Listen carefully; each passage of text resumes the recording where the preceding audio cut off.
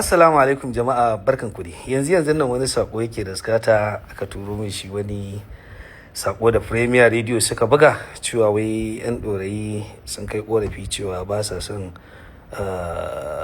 film house a dorayi. To wannan abu ne mai sauki.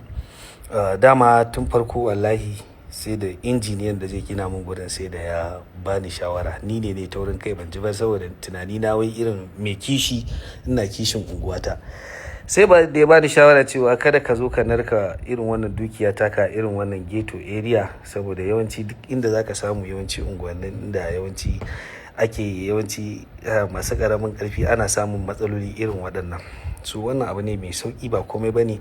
Tunani na kishi ne da san samawa matasan mu, kasancewar unguwa tana da yawan matasa kuma ba su da aikin yi.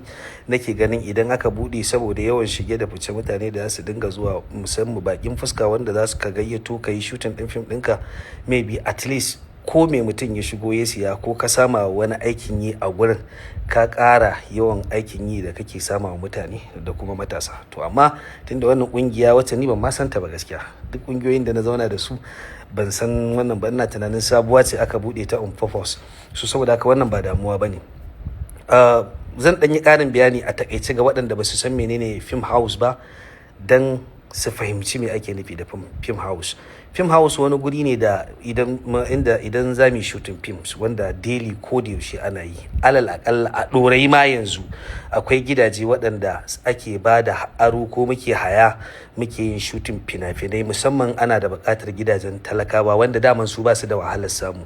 Waɗanda suka fi bamu wahalar samu shine idan za ka yi shooting ɗin gidan wani minista, kana so ka nuna wani zai fito a minista ko wani hamshakin mai kuɗi, to suna matuƙar bamu wahala, wanda har sai ta kai ga muna zuwa muna yar murya a guraren gidajen masu kuɗi na garin nan namu, a yi yan murya ko kuma sannan a saka mana maƙudan kuɗaɗen da za mu biya don mu je mu shooting kawai a iya falo, wanda kuma shooting ɗin kana yi ana ce ma mai gidan ya kusa tasowa, ya kusa dawowa, ko mai gidan bai tashi daga bacci ba, yi maza ka tashi, ka ɓata mana lokaci da waye, wanda normally babu wata unguwa a Kano da ba a shiga a shooting ɗin fim.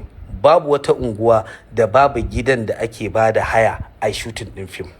Hakan yasa sai muka ga maimakon wannan yawon haya da muke ana wulakanta mu, bari mu gina namu wanda za mu zo yanda muke shiga gidaje da matayen aure mu yi shooting, sai dai matan aure su ɓuya, mu kuma mu zo mu yi shooting, ko kuma muke zuwa gidajen mu shooting da matayen mu, sai dai a yi ta rigima suna ɓuya, ana zuwa muna shooting. Bari mu gina inda za mu zo mu yi shooting ɗinmu ba tare da mun takura wa kowa ba, kuma ba tare da wata mata aure an ga wata mata aure ba ko wani abu makamancin haka. Shooting ne wanda ake yi daily kuma ko da yaushe ana yi, wanda kuma doka ta ba kowa damar yi shooting a ko ina ana yi a Kano. Kawai shooting permit zaka je ka nema, matakar kai cikakken dan fim ne. So amma wannan abu ne mai sauki. Wannan shine ake nufi da film house. To amma tunda wannan kungiya ta ce ba ta so, abu ne simple. Ni fa ba bakon zafi bane bare in zo mi ta rigima da ku, ana wallahi tallahi ana da ku, a'a babu wannan. Tunda kun fi so yan unguwar su zauna su ci gaba da shaye-shaye, suna satar waya, matasan unguwar suna ba su da abin yi, ba su da kaza, to ku zo ga ku ɗauko dillalin da ranku yake so da kanku, ku zo ku yi wa gurin nan kuɗi. Wallahi ku ɗauki kuɗi na ku bani, gobe ma ku ruguje ku yi duk abin da ranku yake so, billahi lazi.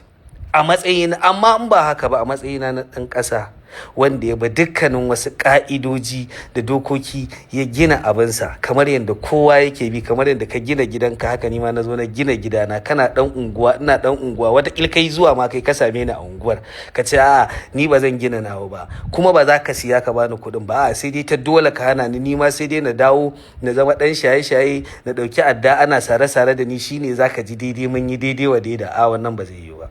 Zo ku siya ku bani kuɗi na, ku ruguje ku gina duk abin da kuka ga dama, ba ta da hankali ba rigima. Na gode. Wannan kungiya ne muku fatan alkhairi. Ina jiran ku sai kun zo ciniki, ku turo duk wanda kuke so ku yi, ni da ku za mu yi, in kuma kotu ma za mu je mu yi a gaban alkali, in kuma duk inda kuke so mu yi, in kuma gaban mai unguwa za mu je. Yanzu na fita ma zan biya ta gurinsa insha Allah. Mu je ku zo mu yi ciniki, ku bani kuɗi na, ku ruguje ku gina abin da yake ya dace a gurin. Ne muku fatan alkhairi. Wassalamu.